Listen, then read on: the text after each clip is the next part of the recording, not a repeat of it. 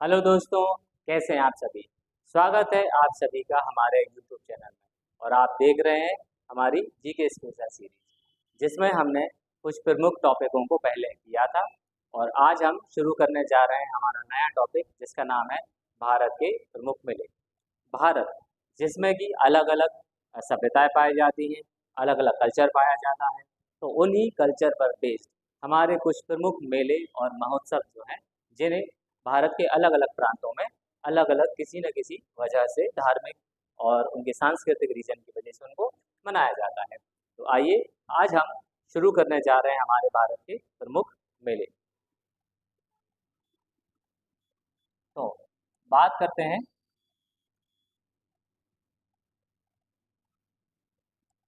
अभी सही है, वाइड पे वाइड,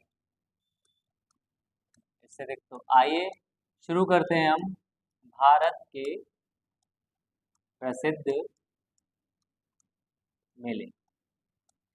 ठीक है, मेले या फिर उत्सव। चलिए बात करते हैं, हमारा पहला जो राज्य है जम्मू और कश्मीर। तो यहाँ पर एक प्रमुख मेला जो है, एक महोत्सव है, जिसको हम बोलते हैं ट्यूलिप महोत्सव।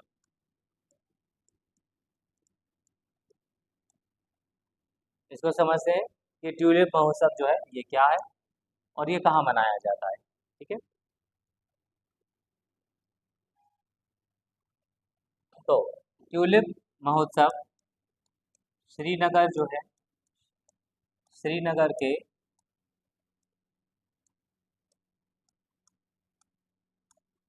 डल झील के किनारे, डल झील के पास स्थित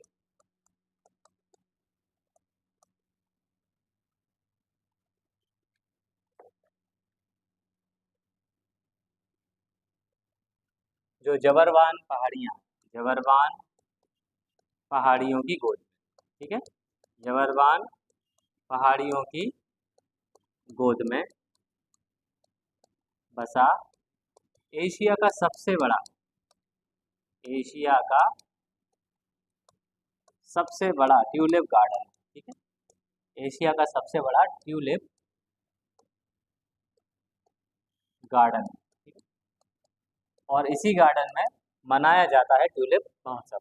बात करें ट्यूलिप की, तो ये एक प्रकार का फूल होता है, जो कि हमारे प्रकृति में पाए जाने वाले लगभग हर रंग में पाया जाता है।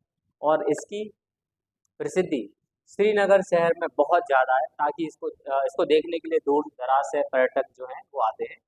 और इसी प्रसिद्धि को देखते हुए उन्होंने एक ट्यूलिप महोत्सव का आयोजन किया है, जो कि श्रीनगर की डल झील के किनारे में स्थित जबरवान पहाड़ी की जो गोद है, मतलब उसके आसपास जो जबरवान पहाड़ियाँ हैं, यहाँ पे ये एशिया का सबसे बड़ा गार्डन बना हुआ है।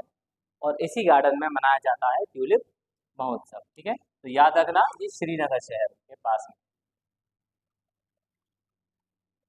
और बात करें कि ये ट्यूलिप महोत्सव जो है वो कितने दिन चलता है, तो ये 5 दिन तक मनाया जाता है। ट्यूलिप महोत्सव 5 दिन तक मनाया जाता है, इसको नोट कीजिए।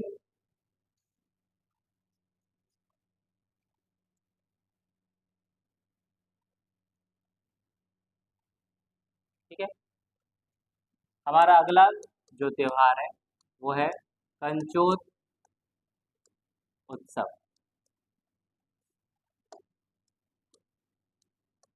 कंचोत उत्सव, ठीक है, आप समझते हैं इसको। तो यह स्थानीय लोगों द्वारा मनाया जाता है।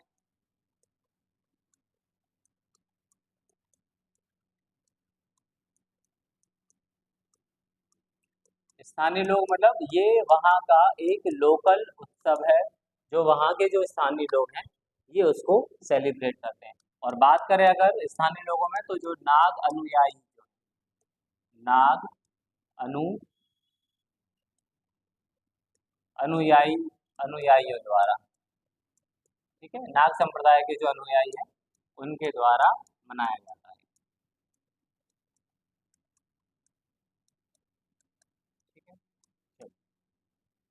तो बात कर रहे हैं हम जम्मू कश्मीर में, एक तो ट्यूलिप महोत्सव मनाया जाता है और दूसरा कंचोत उत्सव मनाया जाता है। और इन नाग अनुयायियों का मानना है, इसको नाग अनुयायियों के द्वारा मनाया जाता है। और इनके अनुसार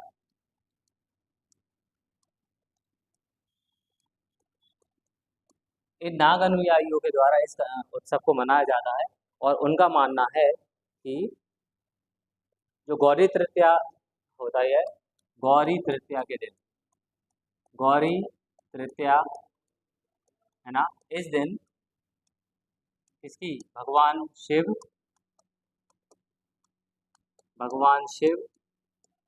और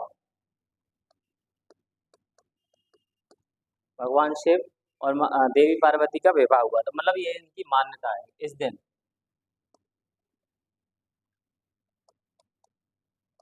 और माता पार्वती का विवाह हुआ था, माता पार्वती का विवाह हुआ था। ठीक है, तो इसमें हमने क्या समझा? इसमें हमने समझा कि भाई बात हो रही है जम्मू कश्मीर की, तो स्थानीय लोग मतलब जम्मू कश्मीर में मनाया जाएगा। बात करें किन लोगों के द्वारा मनाया जाता है, तो नाग अनुयायियों के द्वारा मनाया जाता है। और उन्होंने एक दिन भी बता रखा है कि गौरी तृतीया के दिन भगवान शिव और माता पार्वती जो है इनका विवाह हुआ था, और इसी की याद में ये पंचोत उत्सव मनाते हैं।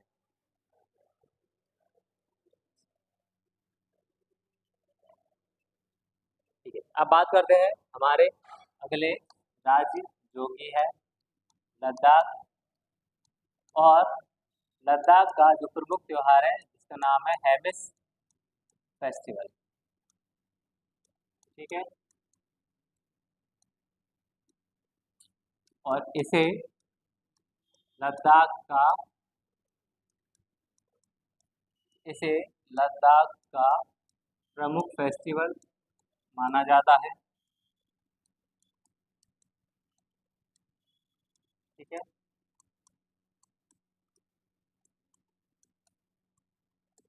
हैमिस फेस्टिवल लद्दाख का प्रमुख त्योहार है। और यह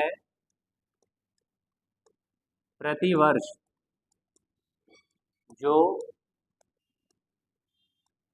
गुरु पद्म संभव जो है इनकी जयंती पर मनाया जाता है, कि जयंती पर मनाया जाता है। ठीक है, ठीक है, तो याद रखिएगा हैमिस फेस्टिवल कहाँ का प्रसिद्ध त्योहार है? भाई ये लद्दाख का प्रमुख फेस्टिवल है या त्योहार है, और कब मनाया जाता है? गुरु पद्म संभव की जयंती पर हर साल इसे मनाते हैं। साथ में एक और प्रमुख फेस्टिवल है जिसका नाम है ice climbing. Ice climbing, ice climbing. अब आप जानते हैं आइस का मतलब क्या होता है, आप बोलेंगे बर्फ। क्लाइंबिंग का मतलब क्या होता है भाई? चढ़ना। तो आइस क्लाइंबिंग फेस्टिवल उन्होंने एक त्योहार ही बना दिया, बर्फ पर चलने का त्योहार। ठीक है, इसको समझते हैं, आइस क्लाइंबिंग फेस्टिवल।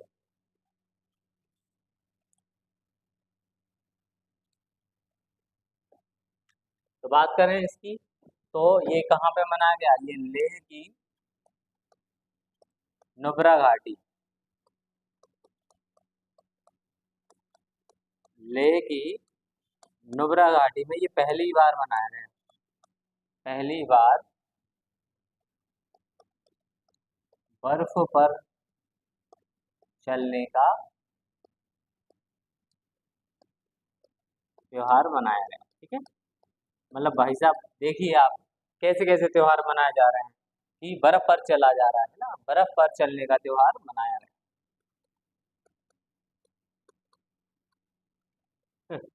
चलिए आगे देखें।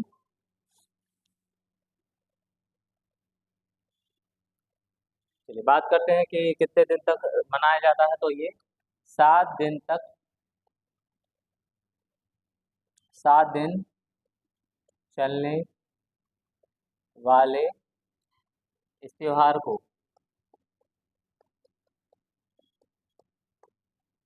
ऑर्गेनाइज कौन करता है? Nubra adventure club. ठीक। अब चूंकि ये नुब्रा घाटी में आता है, यहाँ पे देख सकते हैं आप, भाई नुब्रा घाटी में इसको आयोजित करते हैं, तो इसलिए इसके स्पॉन्सर या इसको ऑर्गेनाइज करने वाले कौन होंगे? Nubra adventure club. कितने दिन चलता है? ये 7 दिन तक चलता है। आइस क्लाइंबिंग फेस्टिवल कहाँ पे मनाते हैं? लेह में। चलिए आगे बढ़े, बात करते हैं अब हम हमारे अगले राज्य की।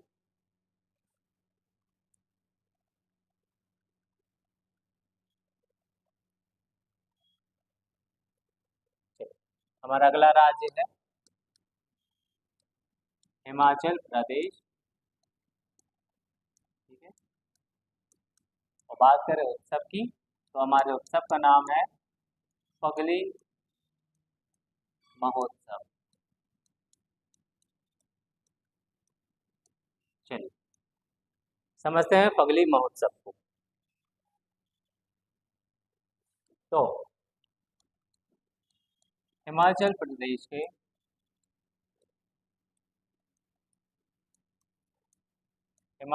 का जो किन्नौर जिला है,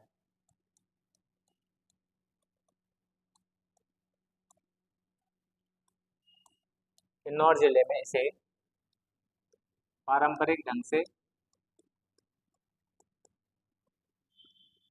ठीक है, इसे पारंपरिक ढंग से मनाया जाता है।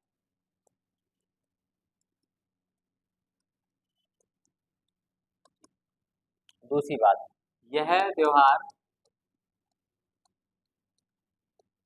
जैसे हमारा दशहरा होता है ना, दशहरा त्योहार किस पर, मतलब किस बात का प्रतीक है? वह है बुराई पर अच्छाई का प्रतीक है। तो यह त्योहार बुराई पर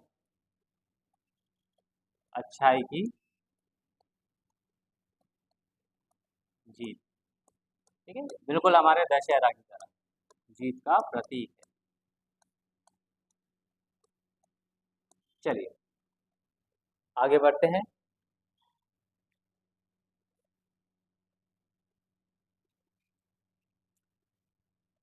चलिए, तो फगली महोत्सव के बारे में एक रिवीजन कि कहाँ मनाते हैं इसको? किन्नौर जिले में। पारंपरिक ढंग से, किस बात का प्रतीक? बुराई पर अच्छाई की जीत का प्रतीक है। इसको नोट कीजिए। एक और जो हमारा मेला है जिसका नाम है मिंजर मेला।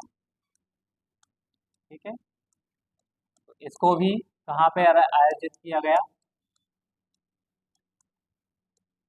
हिमाचल प्रदेश में इसे आयोजित किया। हिमाचल प्रदेश में इसे अंतर्राष्ट्रीय स्तर अंतर्राष्ट्रीय स्तर पर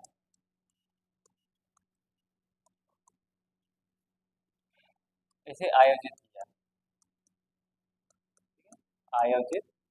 किया गया।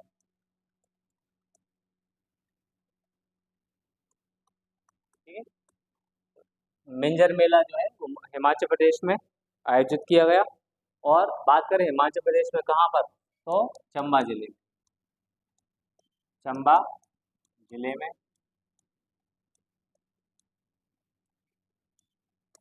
बात करें किस महत्व का या किस स्तर का, तो यह है अंतर्राष्ट्रीय स्तर का मेला।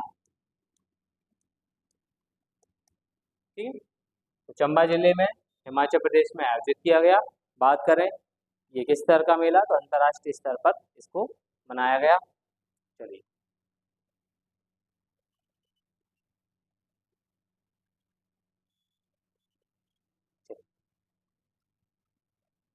अब बढ़ते हैं हमारे अगले मेले की तरफ, जो कि कहाँ पर है? उत्तराखंड में। और उत्तराखंड में ये जो मेला है इसका नाम है देवी धुरा मेला। देवी धुरा मेला। ठीक है, समझते हैं अब इस मेले को। तो उत्तराखंड में यह मेला वाराही देवी मंदिर, मतलब यहाँ पर वाराही देवी का जो मंदिर है उसी मंदिर के प्रांगण में, मंदिर प्रांगण, मंदिर प्रांगण में प्रतिवर्ष मनाया जाता है। ठीक है, प्रतिवर्ष मनाया जाता है। ठीक,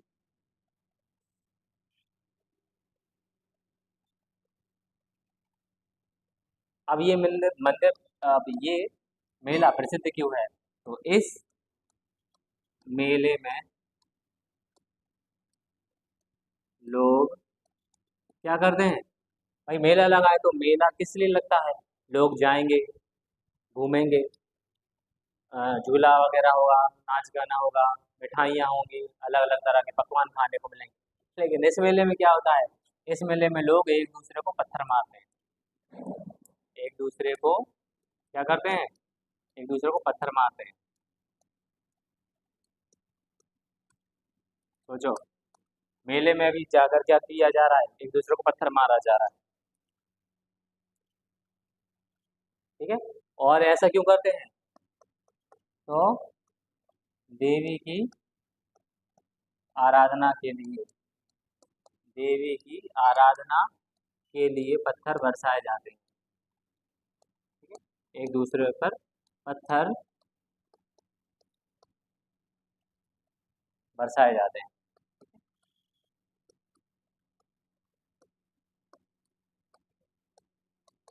साथ ही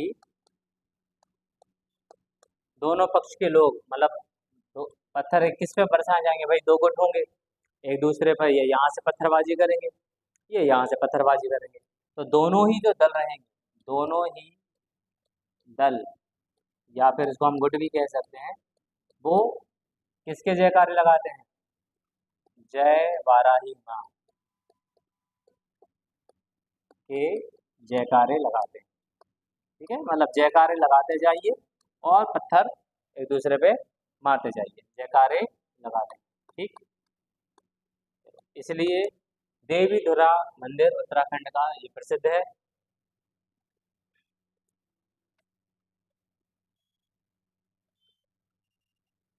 चलिए, तो ये उत्तराखंड का एक प्रसिद्ध मंदिर, एक प्रसिद्ध मेला ये उत्तराखंड में कहाँ लगता है? ये वाराही देवी मंदिर है, इसी मंदिर के प्रांगण में इसको हर साल मनाया जाता है। और इसमें लोग एक दूसरे पर क्या मारते हैं? इसमें पत्थर मारते हैं, और साथ में कौन से जयकारे लगाते हैं? जय वाराही माँ के जयकारे लगाते हैं। ये था हमारा देवी धुरा का मेला।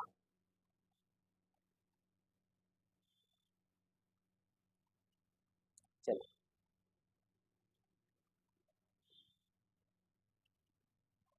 अब है हमारा फूल डोई का मेला।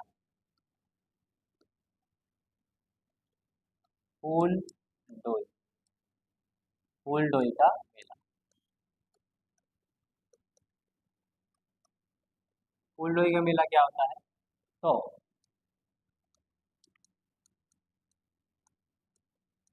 उत्तराखंड में जब पहाड़ों से बर्फ पिघलने लगती है, पहाड़ों से बर्फ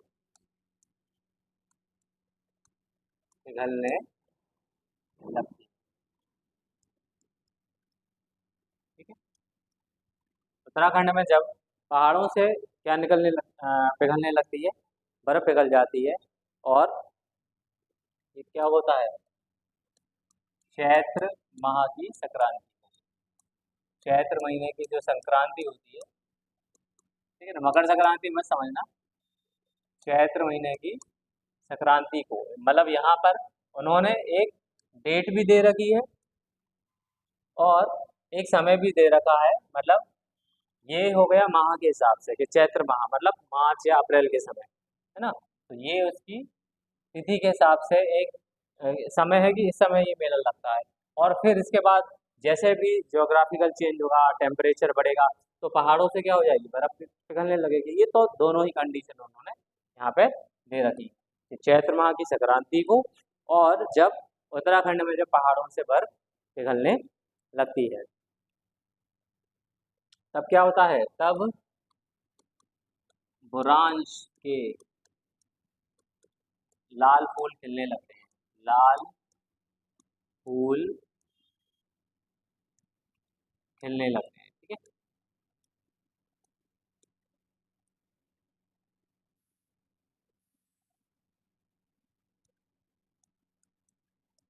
तो ये बुरांश के जो लाल फूल खिलने लगते हैं, इसी वजह से इस यहाँ पर एक मेला लगता है, जिस मेले का नाम है,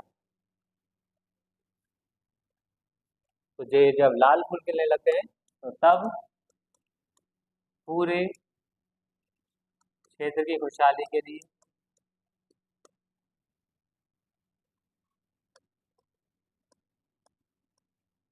क्या लगता है, खुशहाली के लिए फूल डोल का मेला, फूल डोल का मेला, फूल डोई का मेला, फूल डोई का मेला लगता है, ठीक है। अब आप नोट कर लीजिए इसको, पूरे पॉइंट्स क्लियर। उत्तराखंड में जब पहाड़ों से बर्फ पिघलने लगती है, समय चैत्र माह की संक्रांति को, तब क्या होता है, ये जो बुरांश है, इसके लाल कलर के जो फूल हैं ये खिलने लगते हैं, और इसी वजह से फिर इस पूरे क्षेत्र में कौन सा मेला लगता है, फूल लोई का जो मेला है वो लगता है, ठीक है। चलो, अब जो है हमारा कुंभ मेला, और जैसा कि आप जानते ही हैं, ये कुंभ मेला कहाँ पे लगता है, ये लगता है हमारे 4 स्थानों पर, ठीक है, 4 स्थानों पर लगता है। कब लगता है, तो यह है प्रति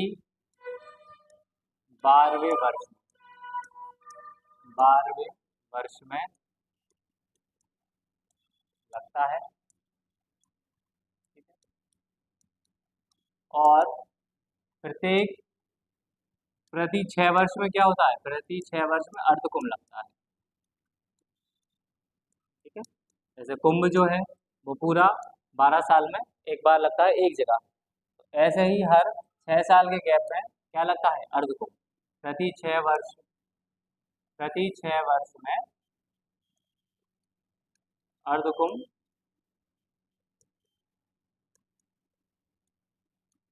अर्धकुंभ का आयोजन किया जाता है, ठीक है। चलिए,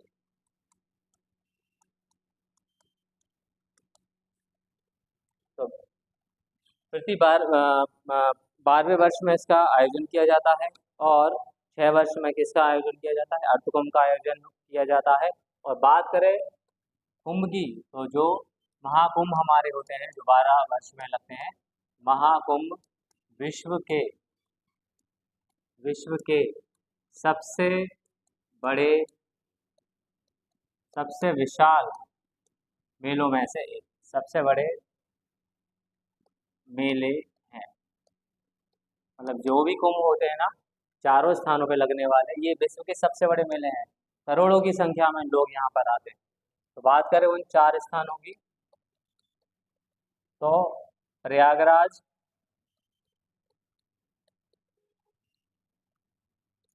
इसके बाद उज्जैन, इसके बाद हरिद्वार और नासिक, ये 4 वो जगह है जहाँ पर क्या लगता है, कुंभ का मेला लगता है, ठीक है। चलिए, तो बात करें प्रयागराज की। प्रयागराज किस नदी के किनारे है, गंगा, यमुना और मान्यता के अनुसार सरस्वती नदी भी है, जो क्या हो चुकी है, जो विलुप्त हो चुकी है, ठीक। चलिए, उज्जैन शिप्रा नदी, हरिद्वार गंगा नदी, बात करें नासिक की तो गोदावरी नदी, ठीक है। तो ये कुछ प्रमुख स्थल, इन स्थलों पर लगता है हर 12 साल में एक बार कुंभ का मेला, और 6 साल में अर्ध कुंभ का आयोजन। 6 साल में क्या लगता है? अर्ध कुंभ का। 12 साल में एक बार कुंभ का। बात करें प्रयागराज, गंगा यमुना सरस्वती के संगम पर, ठीक है, इनके संगम पर। बात करें उज्जैन की तो शिप्रा नदी की, हरिद्वार, गंगा नदी, नासिक, गोदावरी नदी, ये 4 स्थल हैं जहां पर कुंभ का आयोजन किया जाता है। चलिए बात करते हैं अब हमारा अगला राज्य उत्तर प्रदेश, ठीक है। और इस उत्तर प्रदेश में कजरी महोत्सव, जो कजरी महोत्सव है ये मनाया जाता है। और ये कजरी महोत्सव कहाँ मनाया जाता है? तो यह है उत्तर प्रदेश के मिर्जापुर, ठीक है, कालीन भैया वाला है ना, मिर्जापुर में मनाया जाता है।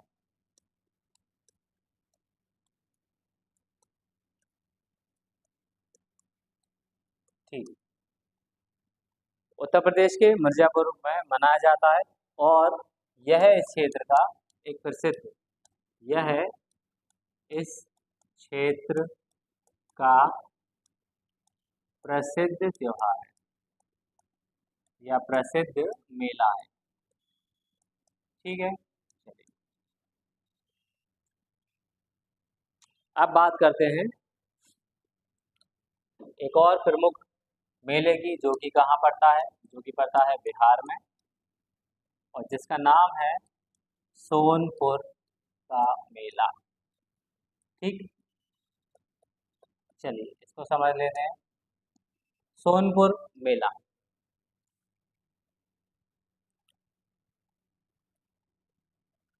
चलिए तो यह मेला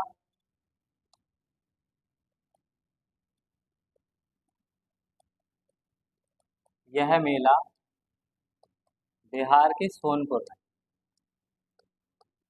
ठीक है। इसी सोनपुर के नाम पे ही इसका नाम, मेले का नाम ही क्या पड़ा? सोनपुर मेला। तो यह मेला बिहार के सोनपुर में प्रतिवर्ष जो कार्तिक पूर्णिमा होती है, कार्तिक पूर्णिमा मतलब आप माने तो नवंबर से दिसंबर, नवंबर दिसंबर, ठीक, इसके बीच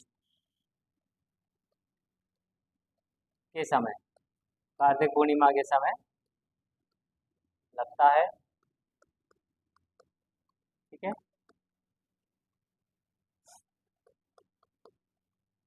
तो कब लगता है? ये कार्तिक पूर्णिमा के समय लगता है। और बात करें इस मेले की तो यह है एशिया का सबसे बड़ा, एशिया का सबसे बड़ा पशु मेला, ठीक है। मतलब जितने भी जानवर आते हैं यहाँ पर इस मेले में, तो उनको लेकर, ये जितने भी पशु होते हैं ना, उन कैटेगरी में ये सबसे बड़ा। एक होता है ऊँट, ऊँटों का मेला, उसमें अलग आएगा। यहाँ पे पूरे पशु जो बात आएगी उसमें एशिया का सबसे बड़ा पशु मेला, यह एशिया का सबसे बड़ा पशु मेला है, ठीक है।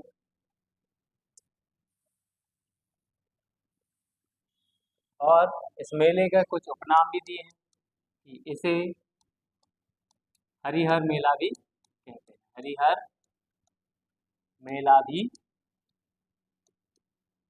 कहा जाता है, ठीक है।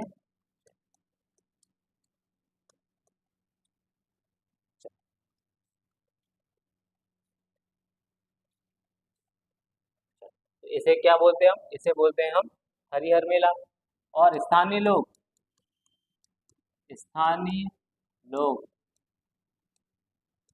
इस मेले को इस मेले को छत्तर, ठीक है, छत्तर मेला के नाम से जानते हैं, ठीक है, छत्तर मेला के नाम से जानते हैं। तो हमारे सामने दोनों नाम है इसके, एक छत्तर मेला जो कि कौन कहते हैं, स्थानीय लोग, और दूसरा इसी मेले का दूसरा नाम जिसको क्या कहते हैं हम, हरिहर मेला। बात करें सोनपुर मेले की तो ये बिहार के सोनपुर में लगता है। कब लगता है, कार्तिक पूर्णिमा के समय लगता है। और ये एशिया का सबसे बड़ा पशु मेला है। ठीक है, तीनों पॉइंट हमने समझ लिए। चलिए बात करते हैं राजस्थान, जहाँ पर लगता है पुष्कर मेला।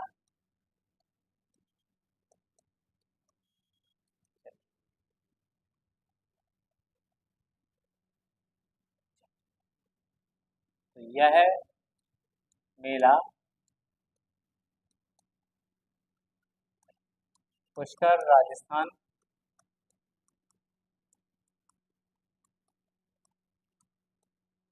में 15 दिन तक लगता है। ठीक है, लगभग ये 15 दिन तक चलता है।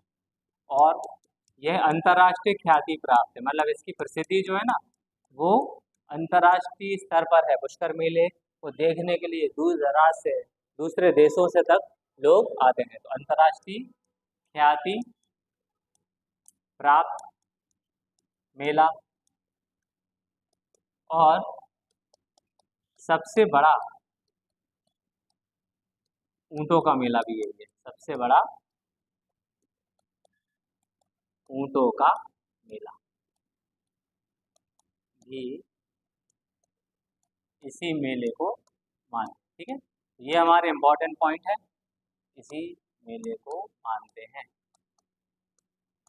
चलिए, 15 दिन तक चलता है, पुष्कर राजस्थान में लगता है, अंतर्राष्ट्रीय ख्याति प्राप्त है, और ये सबसे बड़े ऊंटों का जो मेला रहता है, ऊंटों का मेला, इसे सबसे बड़े ऊंटों का मेला भी कहा जाता है।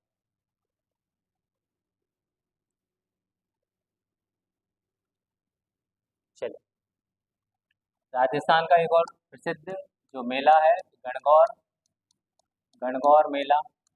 ठीक है, तो राजस्थान में महत्वपूर्ण त्योहारों में से एक, राजस्थान के, ठीक है, तो गणगौर जो है ये, उधर पे कई सारे महत्वपूर्ण महत्वपूर्ण त्योहार जो होते हैं, हमारे फेस्टिवल जो होते हैं, उनमें से एक, उनमें से एक कौन सा है, गणगौर। और ये गणगौर जो है ये अलग अलग तरीके से मनाया जाता है। तो यह है अलग अलग अलग पारंपरिक तरीके से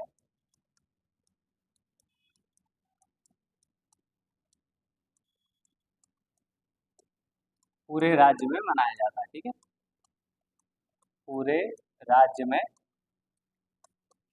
मनाया जाता है। और बात करें अगर ये गणगौर की जो जुलूस निकलता है तो किस शहर का प्रसिद्ध है, तो जयपुर की गणगौर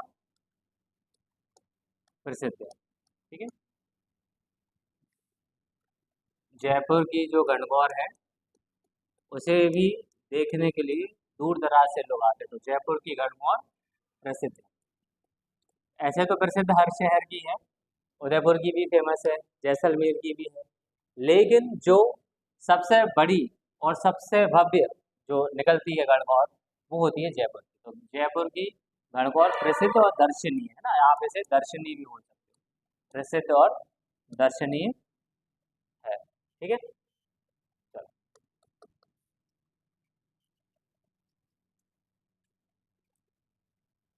अब बात करें गण, जैसे गण और गौर, गण गौर।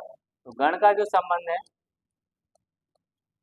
गण का संबंध किससे है, गण का संबंध भगवान शिव से,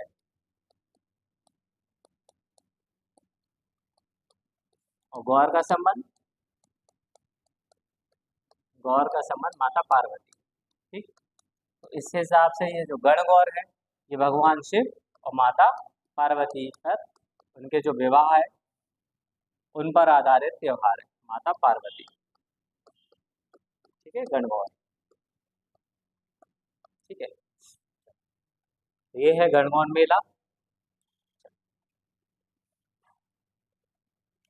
चलिए, बात करते हैं हम हमारे अगले राज्य की, जो कि है उड़ीसा में। और जानते ही हैं उड़ीसा में क्या फेमस है, रथ यात्रा।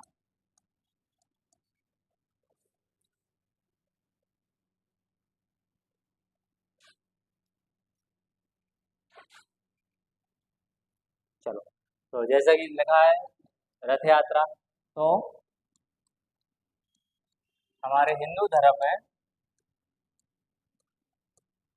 जगन्नाथ रथ यात्रा, जगन्नाथ रथ यात्रा का बहुत महत्व है। रथ यात्रा का बहुत महत्व है। ठीक है, ये आप जानते ही। और यह कहाँ से शुरू होती है, यह पुरी, यह उड़ीसा में एक जगह है पुरी, पुरी से शुरू होती है। ठीक है, बात करें भगवान जगन्नाथ की, तो भगवान जगन्नाथ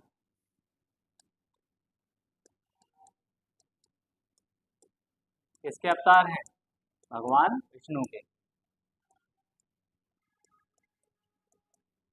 भगवान विष्णु के अवतार अवतार हैं। और रथ यात्रा में किसके साथ आते हैं, तो रथ यात्रा में भगवान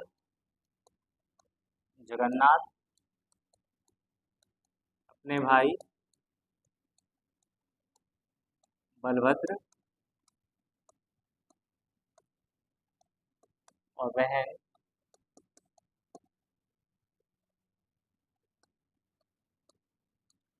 देवी सुभद्रा। ठीक है,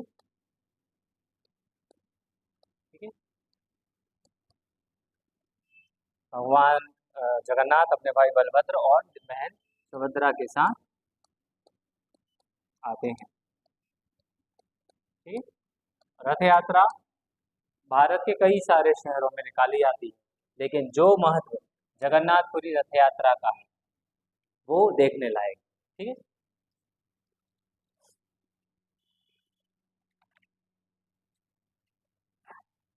चलिए, अब उड़ीसा में ही एक और जो हमारा त्योहार है जिसका नाम है नवकलेश्वर, नवकलेश्वर त्योहार। ठीक है, इसको समझते हैं नवकलेश्वर त्योहार ये क्या है। ठीक है, चलिए,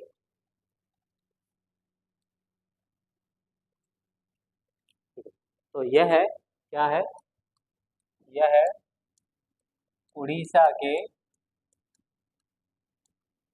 जगन्नाथ जो मंदिर है ना, जगन्नाथ मंदिरों से जुड़ा एक प्राचीन उत्सव है, एक प्राचीन उत्सव है। ठीक है, प्राचीन समय से मतलब इसको मनाते आ रहे हैं, नवकलेश्वर कलेश्वर त्योहार।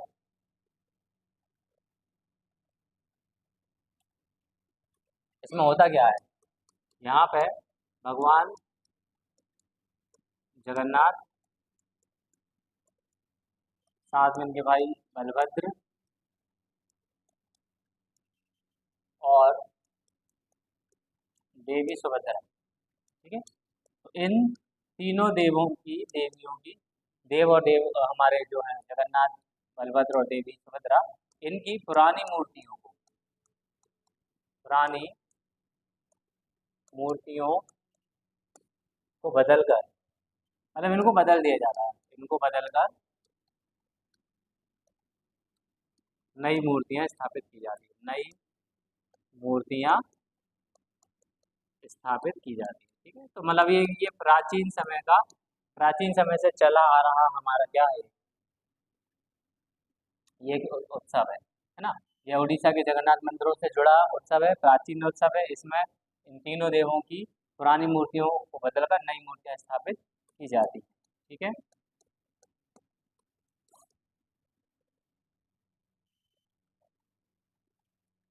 चलिए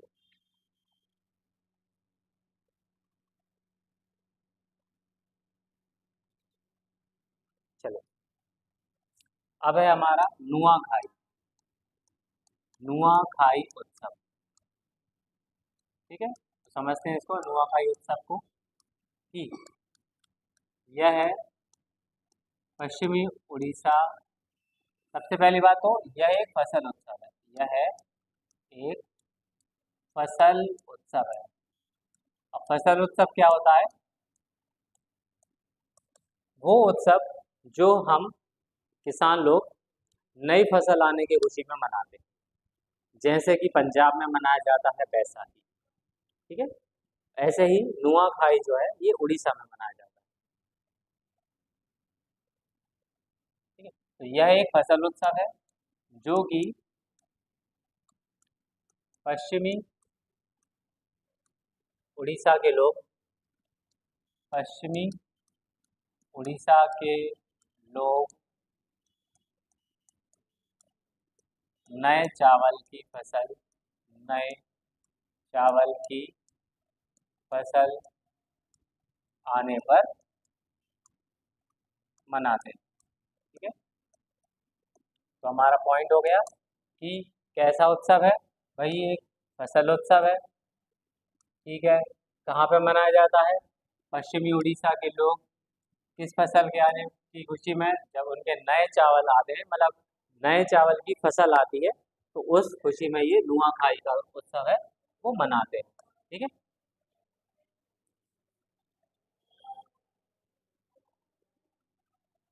चलिए अब बात करें नुआखाई। तो नुआ जो है, नुआ का अर्थ है नया। ये आप देख रहे हैं ना, नुआखाई, तो इन दोनों को, नुआ का मतलब क्या हो गया? नया, और खाई का अर्थ है भोजन। खाई का अर्थ भोजन, तो एक हिसाब से नुआखाई का मतलब क्या हो गया? नया भोजन। मतलब इनकी जो नई फसल आई है ये इनका एक नया भोजन है। चलिए आगे बढ़ते हैं।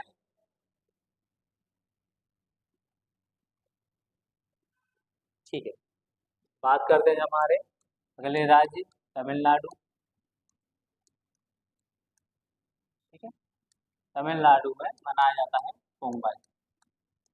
ठीक है, चलिए, तो उत्तर भारत में, जैसे उत्तर भारत में हम एक त्योहार मनाते हैं सर्दियों के समय, उत्तर भारत के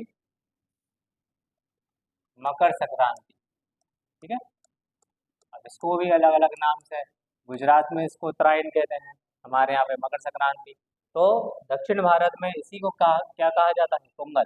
तो उत्तर भारत के मकर संक्रांति को ही, दक्षिण भारत में भी नहीं, दक्षिण भारत में नहीं, सिर्फ तमिलनाडु में, तमिलनाडु में, तमिलनाडु में पोंगल नाम से जानते हैं। ठीक है,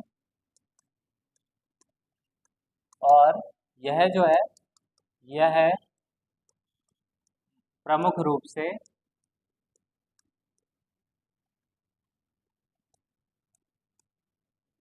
प्रमुख रूप से किसानों का त्योहार है। ठीक है, किसानों का त्योहार है। चलिए, तो तमिलनाडु में मनाया जाता है पोंगल। भारत, उत्तर भारत का, हमारे यहाँ का जो मकर संक्रांति है उसी को तमिलनाडु में क्या बोला जाता है? पोंगल। और बात करिए किसका त्योहार है, तो ये मुख्य रूप से किसानों का त्योहार है। ठीक है, अब इसी का एक और प्रसिद्ध जो खेल है, या जिसे आप उत्सव भी मान सकते हो, जल्लीकट्टू। ठीक है, तो यह है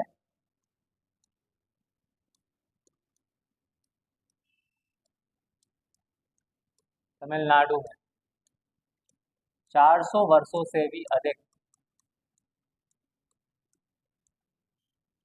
400 वर्षों से भी अधिक समय से खेला जाने वाला खेला जाने वाला लोकप्रिय खेल है।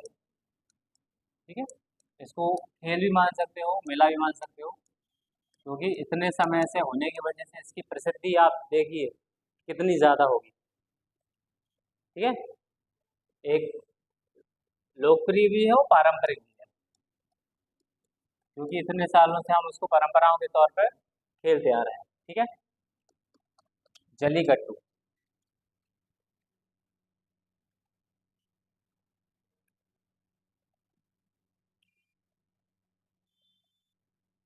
चलिए, इसको खेला कब जाता है, तो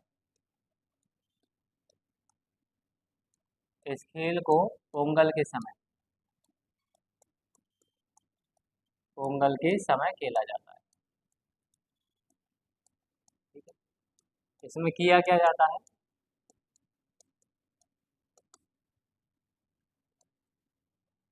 इस खेल में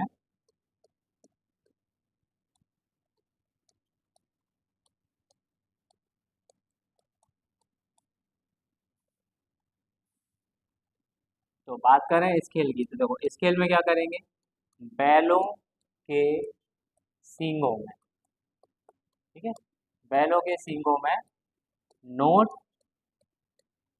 या सिक्का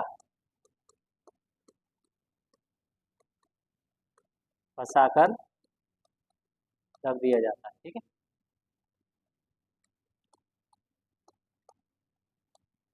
मतलब बैलों, जैसे स्पेन में जो बुल फाइट होती है, जो हमारे सिंग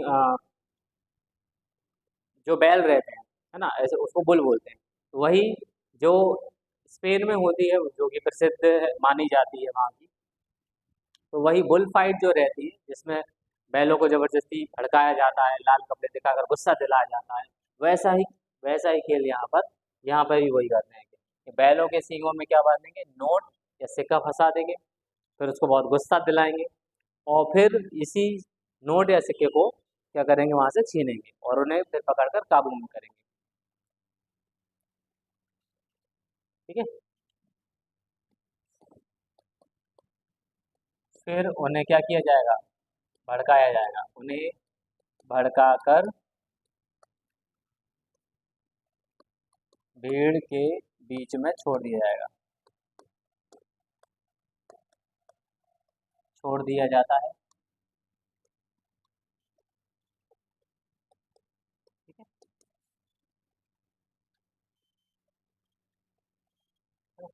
ताकि क्या हो सके, देखो ये तो आप समझ में आ गया कि बैलों के सींगों में नोट या सिक्का फंसाकर रख दिया जाता है, और उसके बाद फिर उन्हें भड़का दिया जाता है, किनको, बैलों को, और फिर किसके बीच में छोड़ दिया जाता है, भीड़ के बीच में छोड़ दिया जाता है, ताकि लोग उन्हें सींग से पकड़कर, उन्हें उन्हें मतलब बैलों को सींगों से पकड़कर काबू में रख सके, काबू में रख सके। ठीक है, तो ये था हमारा कौन सा, जल्लीकट्टू, जल्लीकट्टू मेला या जल्लीकट्टू खेल, आप नोट कर सकते हैं।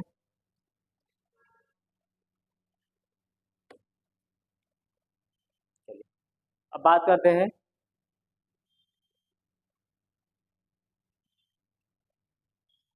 केरल की। तो केरल में मनाते हैं हम ओणम। अब ओणम क्या है, यह है केरल का एक प्रमुख त्योहार है, केरल का एक प्रमुख त्योहार। ठीक है,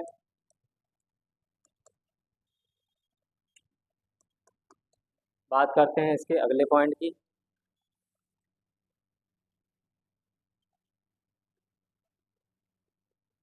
तो मनाया कब जाता है, तो यह है सितंबर माह के आसपास, के आसपास मनाया जाता है। और इसके उपलक्ष्य में तो राजा महाबली जो है, राजा महाबली के स्वागत के उपलक्ष्य में, ठीक है, राजा महाबली के स्वागत के उपलक्ष्य में ये मनाते हैं। और बात करें इसकी, ये कितने दिन तक चलता है, तो यह है 10 दिन तक चलता है, ठीक है, यह है 10 दिन तक चलता है। ये था हमारा केरल का ओणम, ठीक है। चलिए, तो ये हमारे कुछ प्रमुख मेले थे जिसे हमने समझा। आगे जो हमारे कुछ प्रमुख उत्सव हैं और कुछ और प्रसिद्ध मेले हैं जिन्हें हम समझेंगे महीने के हिसाब से, मतलब जनवरी से शुरू होने वाले महीने और जाएंगे हम कहाँ तक, दिसंबर तक। तो आज की आपको क्लास कैसी लगी इसे ज़रूर बताइएगा और अपने दोस्तों के साथ इसको शेयर कीजिएगा। धन्यवाद।